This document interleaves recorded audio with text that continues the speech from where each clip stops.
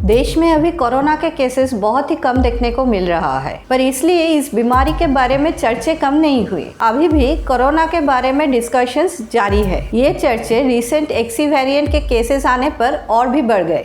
दुनिया की other countries में केसेस तेजी से इंक्रीज हो रहा है, इंक्लूडिंग चाइना। लेकिन इंडिया में केसेस कम है और एक्सपर्ट्स के मुताबिक अभी रिस्क भी नहीं है। इसलिए 31 मार्च के बाद देश में से कोविड का रेस्ट्रिक्शंस लिफ्ट कर दिए गए हैं। इसके बाद 10 अप्रैल से कोविड वैक्सीन का बूस्टर डोज मिलना शुरू हो गए 18+ लोगों के लिए। अथॉरिटीज बता रहे हैं कि ये एक प्रिकॉशनरी डोज है 18 साल से अधिक उम्र के लोगों के लिए। पर सवाल अभी ये है कि ये प्रिकॉशनरी डोज है क्या और क्या सभी के लिए ये ज़रूरी है? हेलो दोस्तों, welcome to our channel info and day 2।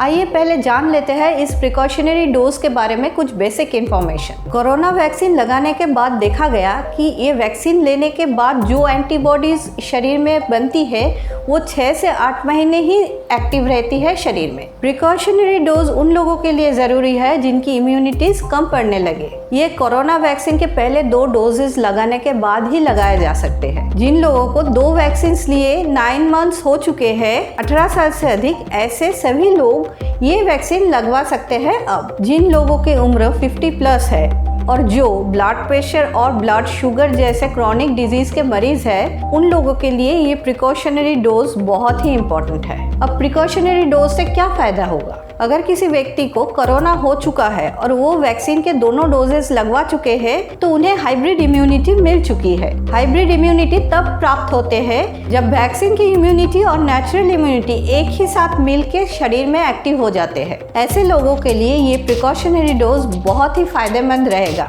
ये कहना मुश्किल है। लेकिन जैसे मैंने पहले बताई, अगर इन लोगों को कोई गंभीर बीमारी हो तो उन्हें ये प्रिकॉशनरी डोज से बहुत ही फायदा मिलेगा। कोरोना से फाइट करने के लिए जो एंटीबॉडीज शरीर को चाहिए था वो वक्त के साथ साथ जब कम पड़ जाए तो ये प्रिकॉशनरी डोज इन एंटीबॉडीज की संख्या को बढ़ाने के लिए एक इम्पॉर्टेंट रोल प्ले कर सकती है। नेचुरल इम्यूनिटी से बनी एंटीबॉडी लंबे समय तक मौजूद पाई गई है। एक रिसर्च में पाई गई नेचुरल इम्यूनिटी यानी कोरोना के इन्फेक्शन से पाई गई इम्यूनिटी वैक्सीन से पाई गई इम्यूनिटी से कई गुना ज़्यादा ताकतवर है। फिर भी ऐसे लोग जिनकी इम्यूनिटी किसी वजह से कमज़ोर पड़ गए, उनके लिए ये प्रिकॉशनरी डोज बहुत ही इम्पोर्टेंट है। प्रिकॉशनरी डोज ना लगवाने से क्या होगा? इसके लिए भी जिसकी इम्यूनिटी कमज़ोर है वो अगर वैक्सीन ना लगाए तो उसको वैक्सीन ना लगवाने के लिए इन्फेक्टेड होने की चांसेस ज़्यादा रहेगी। वो कोरोना के नए वेरिएंट के शिकार बन सकते हैं। लेकिन अगर किसी को हाइब्रिड इम्यूनिटी मिल चुकी है तो उनके लिए ये खतरा कम ही होगा। जहाँ तक प्रिकॉशनरी डोज का सवाल है, इससे एक्सी वेरिएंट का कोई रिलेशन नहीं है। एक्सी वेरिएंट आखिरी स्ट्रेन नहीं है, इसके बाद भी नए वेरिएंट आएंगे।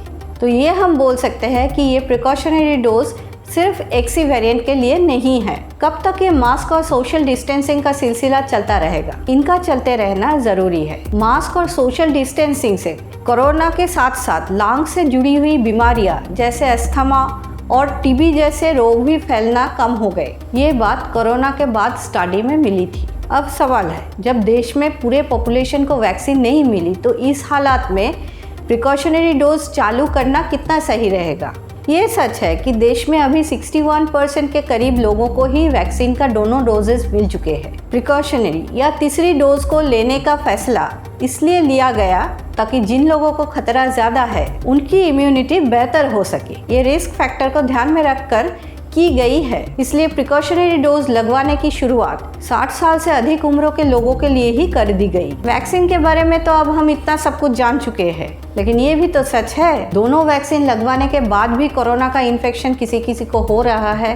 तब हम लोग फिर से एक नए वैक्सीन का डोज क्यों लगवाए? इसका कारण है वैक्सीन कोरोना इन्फेक्शन को नहीं रोकती, ये इस इन्फेक्शन को सीरियस होने से रोकती है। खासकर उन लोगों के लिए जिनको पहले से ही कोई सीरियस बीमारी है या जो 60 साल से ज़्यादा उम्र के हैं। तो वैक्सीन आपको हॉस्पिटलाइज्ड होने के चांसेस को कम करती है। इन सारे अच्छे बातों के बीच एक क्वेश्चन आ जाते हैं, क्या सेकेंड डोज वैक्सीन लगवाने के बाद बूस्टर डोज लगवाने के ये 9 मंथ की गैप साइंटिफिक है? हमारे देश में मोर देन 85% पॉपुलेशन को कोविशील्ड वैक्सीन मिली। According to WHO, Covishield vaccine की बूस्टर डोज लगवाने की सही वक्त है प्राइमरी वैक्सीन सीरीज कंप्लीट होने के 4 से 6 महीना बाद ही। ये recommendation higher priority use groups के आधार पर ही बताई गई है।